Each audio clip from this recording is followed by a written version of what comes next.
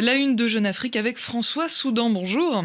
Bonjour Sophie. À la une de Jeune Afrique cette semaine, François, le Sénégal et les tensions de plus en plus perceptibles entre le président Bassirou Diomaye Faye et son premier ministre Ousmane Sonko. Mediba, Mariam Soumaré et Herman Boko, qui signent une série d'articles consacrés à ce sujet, parlent d'un point de non-retour.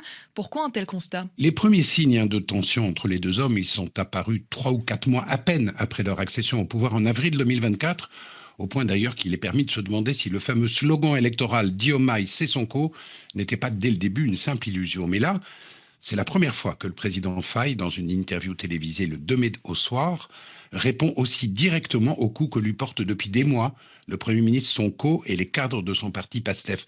Un Ousmane Sonko à qui Bassirou Diomaye Faye rappelle qu'il est sur un siège éjectable, s'il ne me satisfait plus, je nommerai un autre Premier ministre, dit-il, tout en fustigeant la tendance de son camarade à se prendre pour un messie. Clairement, Sophie, un stade a été franchi et la cohabitation au sommet de l'État sénégalais n'est plus une hypothèse, c'est une réalité quotidienne. Et alors, comment s'organisent les deux camps dans le cadre de cette cohabitation ?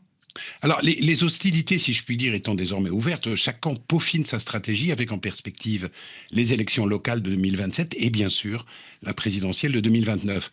Ousmane Sonko, qui pensait à tort que Diomaye Faye se comporterait en président de transition et en doublure docile, joue sur son charisme, sa popularité, son contrôle de l'Assemblée nationale et le soutien d'un parti dont les militants estiment que le pouvoir devra lui revenir de droit dans 3 ans.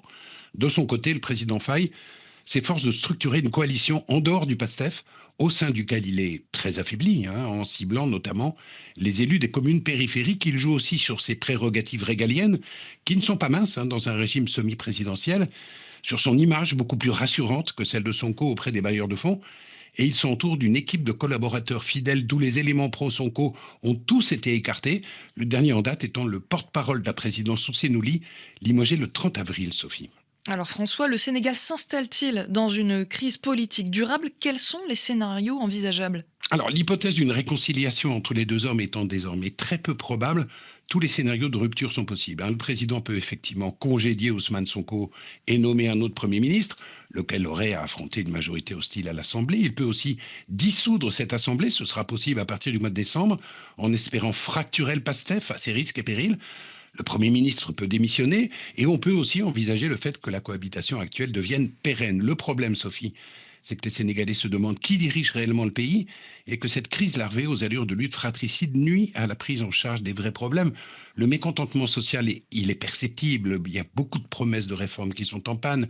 L'économie ne se porte pas bien avec un taux de croissance révisé à la baisse à 2,2% et une dette cachée héritée de 13 milliards de dollars qui empêche la reprise d'un programme d'aide avec le FMI. Cette chronique d'un divorce annoncé au sommet de l'État, elle est tout sauf une bonne nouvelle pour le Sénégal. Et le Sénégal et son actualité politique, ce sera retrouvé dans les pages de Jeune Afrique. Merci beaucoup François Soudan.